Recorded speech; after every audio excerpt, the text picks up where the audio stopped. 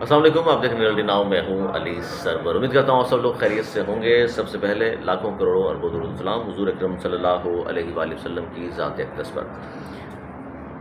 مبلغ ہیں اور میں بات کر رہا ہوں، بہت زیادہ فیمس ہیں، پاپولر ہیں، ہندوستان تو چھوڑ دیا انہوں نے بلکہ نکال دیا ان کو۔ میں بات کر رہا ہوں ڈاکٹر ذاکر نائک کی۔ پاکستان وہ آ چکے ہیں اور مختلف گیمز یہاں ان کے ہوں گے۔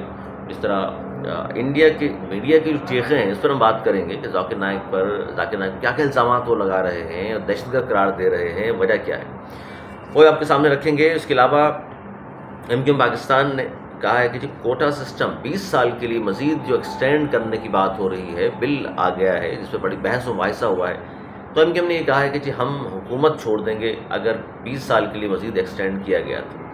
اچھا، پی ٹی آئی کے دور میں ایم کیو ایم حکومت کا حصہ تھی جب غیر معینہ مدت کے لیے اس کو بڑھا دیا تھا۔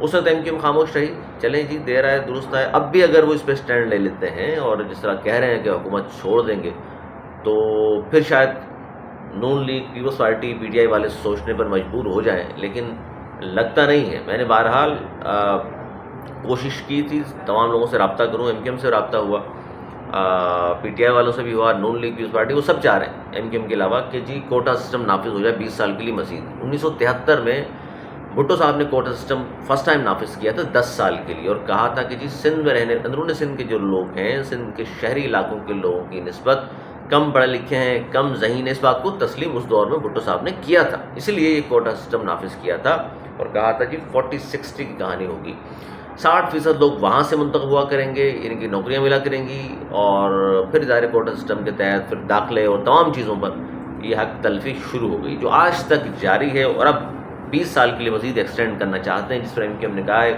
مصطفیٰ کمال صاحب نے بھی کہا ہے کہ میں لعنت بھیجتا ہوں اس سیٹ پر، اگر 20 سال ایکسٹینڈ یہ ہو گیا تو پھر ہمارا اسمبلیوں میں رہنے کا جواز کوئی نہیں ہوگا۔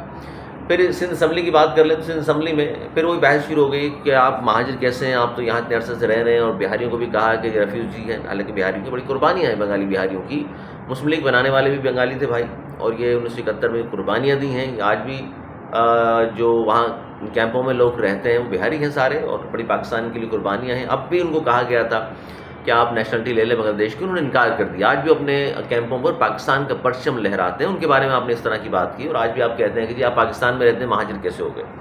تو اس طرح کی باتیں، دیکھیے مہاجر ہمیشہ ایک قوم رہے گی، آپ کچھ بھی کر لیں، آپ کچھ بھی کر لیں، مہاجر ایک قوم رہے گی۔ اگر مہاجر ایک قوم نہ ہوتی تو پھر رسول اکرم صلی اللہ علیہ وآلہ وسلم مدینہ پہنچ کر بھی اپنے آپ کو مہاجر نہ کہتے، مدینہ واپس پہنچ کر بھی اپنے آپ کو مہاجر نہ کہتے، اور مدینہ میں مقیم ہوئے۔ اس کے بعد خلافت آئی، اور خلافت میں بھی دیکھ لیجئے کہ سب سے پہلا جو خلیفہ یہ طے ہوا کہ سب سے پہلی خلافت مہاجروں کی ہوگی، پہلا خلیفہ مہاجر، دوسرا خلیفہ مہاجر، تیسرا خلیفہ مہاجر، چوتھا خلیفہ مہاجر۔ تو انصاری بھی کہہ سکتے تھے، لیکن وہاں بھی یہ بات ہوئی، اور اس لیے مہاجر قوم ہے اور قوم ہی رہے گی، آپ کچھ کرتے رہیں۔ بھائی پنجابی ایک قوم ہے، سندھی قوم ہے، پشتان اگر قوم ہے، بلوچ اگر قوم ہے، کشمیری قوم ہے، تو اس طرح مہاجر بھی قوم ہے۔ لیکن یہ ہے کہ سب جو ہیں جب جڑتے ہیں تو ایک سمندر کی شکل اختیار کر لیتے ہیں، اور ایک قوم بن جاتی ہے جسے پاکستانی قوم ہم کہتے ہیں۔ لیکن جدا جدا گانا بھی حیثیت ہے، ہم مہاجر ہیں، کسی کو کیا تکلیف ہے، اور کسی کو ہے تو بھائی ہوتی رہے۔ اور بہت سارے لوگوں نے اسمبلی کے فلور پہ بھی کھڑے ہو کہا نہیں ہوں میں مہاجر، وہ پھر تانے دیتے ہیں ہمیں کہ آپ ہی کے دیکھ لیجئے مہاجر ہیں جو کہہ رہے تھے اسمبلی فلور پہ۔ بھائی ان کی اپنی سوچ ہے، ہماری سوچ ہم مہاجر ہیں، مہاجر رہیں گے، لاکھوں کروڑوں قربانیاں دے کر پاکستان آئے بھائی، کچھ لے کر نہیں آئے تھے، خالیات آئے تھے، سب کچھ چھوڑ کر آئے تھے۔ جتنا آج ہمارے پاس یہاں ہے اس سے کئی گنا زیادہ وہاں تھا، کیونکہ وہاں صدیوں سے ہم آباد تھے، پاکستان کی اس پاک سرزمین کی محبت میں یہاں آئے ہیں۔ ٹھیک ہے، قائد اعظم محمد علی جناح نے جب کہا آ جائیے، یہ سرزمین بن گئی ہے پاکستان کے نام سے، ہم آ گئے، اسی کے لیے ووٹ دیا تھا وہاں ہم نے، اسی کے لیے محنت کی تھی، ہم پر کوئی وہاں جبر نہیں ہو رہا تھا۔ لیکن جب آئے راستے میں تو پھر جبر ہوا ہے، پھر تشدد ہوا ہے، پھر ظلم ہوا ہے، پھر پہاڑ، خیر وہ پوری ایک آگ سے گزر کے جس طرح آئے، پوری ایک کہانی ہے۔ اچھا، بلاول بھٹو زرداری صاحب نے بھی ایک دھمکی دی ہے، انہوں نے کہا ہے کہ 25 اکتوبر سے پہلے اگر یہ ترامیم ہو گئی تو ٹھیک ہے، ورنہ پھر ایک دوسرے کے آمنے سامنے سب کھڑے ہوں گے، اور ہو سکتا ہے پھر بہت زیادہ نقصان ہو جائے۔ اب اس دھمکی پر بہت ساری سیاسی جماعتیں بات کر رہی ہیں کہ جی یہ 25 اکتوبر ہی کیوں کہی گئی ہے، کیونکہ 25 اکتوبر تک جو ہے وہ چیف جسٹس صاحب ہیں، اس کے بعد یہ نہیں ہوں گے۔ میں بات کر رہا ہوں قاضی فائز عیسیٰ صاحب کی، اور اس کے بعد ریٹائرمنٹ ہے ان کی. اگر یہ ترامیم ہو جاتی ہیں تو 3 سال ان کو ایکسٹینڈ کر دیا جائے گا.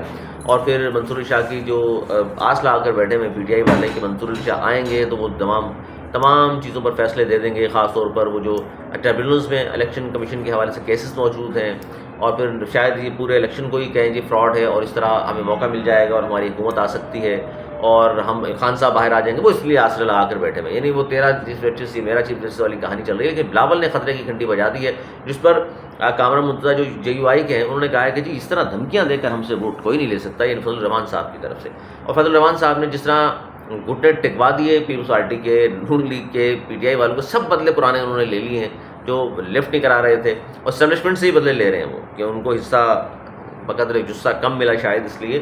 تو وہ بار بار آتے ہیں بیچارے، ان کے درباروں پہ حاضری دیتے ہیں PTI والے. کبھی پیپلز پارٹی کے چیئرمین پہنچتے ہیں، کبھی نون لیگ کی طرف سے وفد آتا ہے، کبھی وزیر اعظم خود تشریف لے آتے ہیں. لیکن مولانا صاحب مسلسل ریٹ بڑھائے چلے جا رہے ہیں اور مان کر نہیں دے رہے، اور اب بھی لگتا ہے اتنی آسانی سے وہ نہیں مانیں گے. تو اس لیے حکومت نے فیصلہ کیا کہ جو 63A کا قانون ہے اس میں تبدیلی کی جائے، اس کو اور وہ کلعدم ہو جائے کسی طرح، اور ہارس رائڈنگ اور فلور کراسنگ کا راستہ کھل جائے، تاکہ وہ جو لوگ پارٹی قیادت کے منع کرنے کے باوجود ہمیں ووٹ ڈال دیں گے تو سیٹ ویسے ان کی چلی جائے لیکن ووٹ کاؤنٹ ہو جائے. یہ کہاں ہوتا ہے یار؟ یہ 1997 میں حالانکہ اس کا راستہ بند کر دیا گیا تھا، اس کو دوبارہ حکومت کھولنے جا رہی ہے.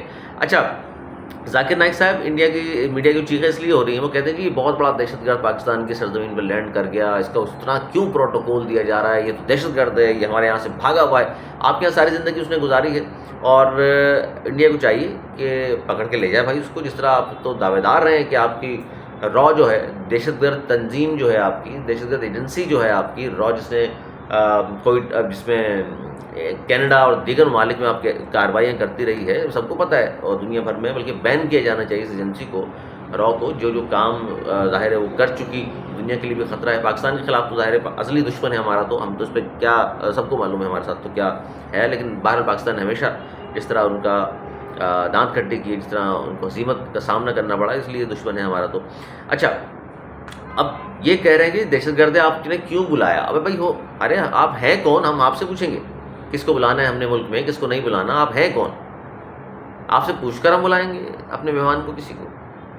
یار اپنی حیثیت دیکھیے. آپ ہم سے پوچھنے پاکستان سے کہہ رہے ہیں کیوں، اور پھر پاکستان کو کہہ رہے ہیں پاکستان دہشت گرد سرزمین ہے اور ایک دہشت گرد لینڈ کر گیا وہاں. تمہیں کیا تکلیف ہے بھائی؟ ملیشیا میں بیٹھا ہوا تھا، پکڑ لیتے وہاں. 15 اور اسلامی ملکوں میں وہ صاحب گئے جو نیشنلٹی کی، جنہوں نے ان کو آفریں بھی کی. اصل تکلیف یہ نہیں، میں بتاتا ہوں اصل تکلیف یہ ہے کہ ہزاروں کے مجمع کو اکٹھا کر کے وہ شخص پروگرام کرتا ہے، چیلنج کرتا ہے آپ کو، مناظرہ کرتا ہے آپ کے ہندوؤں سے، سکھوں سے، عیسائیوں سے، اور کہتا ہے جی آئیے مجھے قائل کر لیجیے یا میں آپ کو قائل کر لوں. اور وہ قائل کر لیتے ہیں ذاکر نائک صاحب. انہی کی کتابوں سے جواب دیتے ہیں، ہندوؤں کی کتابوں سے، عیسائیوں کی کتابوں سے، سکھوں کی کتابوں سے. جب ان کے پاس کوئی جواب نہیں رہتا ظاہر اسلام قبول کرنے کے لیے پھر چارہ نہیں ہے. وہ اسلام کی وحدانیت پھر آ جاتے ہیں، وہ سمجھ جاتے ہیں، وہ دلیل دیتے ہیں، وہ حدیث سناتے ہیں، وہ قرآن سے بات کرتے ہیں، جس کی وجہ سے وہاں بڑی تعداد میں لوگ مسلمان ہو رہے ہیں. اور ہندوؤں کو تکلیف یہ تھی کہ یہ تو پھر ایسا نہ ہو کہ اس طرح چلتا رہا سلسلہ، ہزاروں کی تعداد میں لوگوں کو اکٹھے کرے گا اور چیلنج دے گا کہ جی آئیے بات کرتے ہیں اور تقابلی جائزہ لے لیتے ہیں مختلف ادیان کا. تو پھر وہاں قائل ہونا پڑتا ہے ان کو قرآن کے سامنے. تو ظاہر کسی کی چل نہیں سکتی، قرآن ظاہر سچی کتاب ہے. باقی تو پھر جس طرح بنائی ہے سب نے اور تحریف جس طرح ہو چکی ہیں باقی کتابوں میں سب جانتے ہیں. تو یہ تکلیف تھی ان کو کہ بھئی یہ نہ ہو کہ اکثریت ہندوستان کی مسلمان ہو جائے، انڈیا کی اکثریت مسلمان نہ ہو جائے، یہ تکلیف تھی. پھر ان پہ الزامات لگائے گئے منی لانڈرنگ کے، دہشت گردی کے اور دیگر فرقہ واریت پن کیا کچھ کہا گیا ان کے بارے میں. تو پاکستان آئے میں ہمارے مہمان ہیں، یہاں مختلف جگہوں پر لیکچر دیں گے، سوال و جواب کے سیشنز ہوں گے، میڈیا کے انٹرویوز بھی وہ دے رہے ہیں. میں یہ نہیں کہہ رہا کہ ان کے بیانات سے آپ کس حد تک متفق ہوتے ہیں. دیکھیے وہ ہماری بحثیت مسلمان کے آپس کی بات ہے کہ ہم کن باتوں پر ہمارے ان سے اختلاف ہو سکتا ہے. ہم حسین علیہ السلام کے حوالے سے یا حضرت علی کے حوالے سے، یا ہم کی بھائی آپ سینے پہ ہاتھ باندھتے ہیں، ہم ناف پہ کیوں ہاتھ نہیں باندھتے، ہاتھ چھوڑ کے نماز کیوں نہیں پڑھتے، ٹخنوں سے اونچی شلوار ہے نہیں ہے، یہ ہمارے مسئلے ہم بات کر لیں گے. لیکن یہ اس طرح کے الزام ان پہ اس لیے لگا رہے ہیں آپ کہ آپ کو خطرہ ہے. اچھا دنیا بھر میں سبھی کو خطرہ ہے ان سے. وجہ یہ ہے کہ جب کوئی بھی شخص اسلام کی تبلیغ اس طرح کرے گا کہ ہزاروں کی تعداد میں سب کو اکٹھا کرے، کہے کہ جی آئیے بات کیجیے اسلام پر، میں آپ کے مذہب کے حوالے سے، آپ کو کوئی ذہن میں سوال ہے مجھ سے پوچھیے، اسلام کے حوالے سے کوئی سوال ہے مجھ سے پوچھیے، کوئی اعتراض ہے مجھ سے پوچھیے، اور وہ شخص جو ہے اس کا حافظہ بہت اچھا ہے، انہی کی کتابوں سے جب دلیل کے ساتھ وہ بات کرتے ہیں تو پھر ظاہر ہے وہ لاجواب ہو جاتے ہیں۔ یہ ہے اصل تو، یہ انڈیا کیا، یہ امریکہ بھی نہیں کرنے دے گا، یہ انگلینڈ والے بھی نہیں کرنے دیں گے، وہ کہ وہاں بڑی جمہوریت پسند ہے، سب کچھ ہے، لیکن اس طرح کے ظاہر ہے وہ کہیں گے کہ جی یہ تو پھر یہ نہ ہو کہ سارے عیسائی بھی، اور ظاہر ہے انشاءاللہ کہ قریب قیامت کے سارے مسلمان ہوں گے اور اللہ کی کتاب کو مضبوطی سے تھام لیں گے، لیکن بہرحال یہ ہے اصل دشمنی ڈاکٹر ذاکر نائک سے، جس کی وجہ سے انڈیا کا میڈیا مسلسل ہذیان بک رہا ہے، چیخیں مار رہا ہے، کسی گھربٹ ان کو چین نصیب نہیں ہو رہا کہ ذاکر نائک پاکستان کیوں چلا گیا، ذاکر نائک پاکستان کیوں چلا گیا۔ تو یہ 2-3 خبریں میں نے کہا آپ تک میں پہنچاؤں، اور انشاءاللہ پھر آپ سے جلد ملاقات ہوگی، اپنا بہت خیال رکھیے گا، مجھے دیجیے اجازت، مولانا کی بات۔